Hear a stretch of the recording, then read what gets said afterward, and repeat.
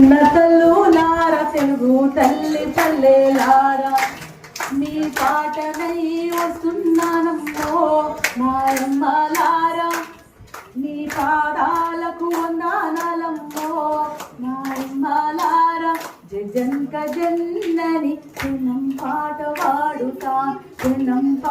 పాడుతాను రులరే రే అని ఎలా పాట పాడుతాను మీ పాటల్లో పదమునవుతనో మాయమ్మలార మీ పాదాలకు గజేనవుతనో మాయమ్మలార చొరబడ ఊపిరి తిత్తి ఉదు మంది రాగం తీసి ఆ కిడ్నీ పొంటిపోయిన తూట మీటూ మంది కిన్నరనేమో ఆ ఎడమా చేని చీల్చిన తూట ఎత్తు మంది ఎర్రా జెండా ఆ వెన్న ముక్కల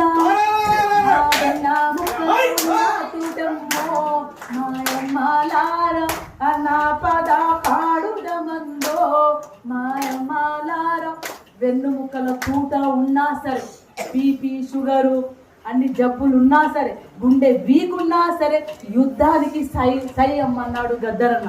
సో ఇది ఇంతతో ముగియలేదు. తెలంగాణ వచ్చింది, ఈ చట్టం వచ్చింది, ఆ చట్టం, మనం చచ్చేంత వారికి యుద్ధం చేస్తూనే ఉండాలి. దోపిడి రీతి మారింది, యుద్ధం రీతి మారాలి.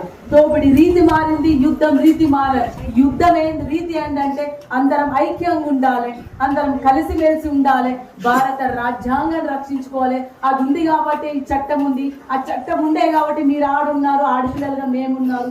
అది బీజేపీ పాలనలో మనువాదం తీసుకొచ్చి ఈ చట్టాలని పొందబెట్టాలని చూస్తున్నారు. అందుకే మనమంతా ఐక్యమై కొత్త యుద్ధ రీతి మన భారత రాజ్యాంగాన్ని రక్షించుకోవాలి. ఇందాక అన్నట్టు పాలనలో భాగం ఉండాలి.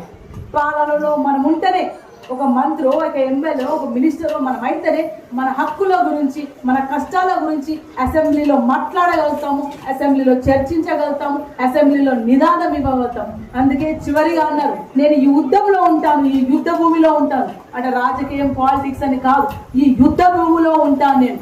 ఎవరు ఓటు వేసినా వేయకపోయినా సరే నా ఓటు వేసుకొని ఈ ప్రజలకు స్ఫూర్తిదాయకంగా ఉంటానన్నారు గద్దరన్న.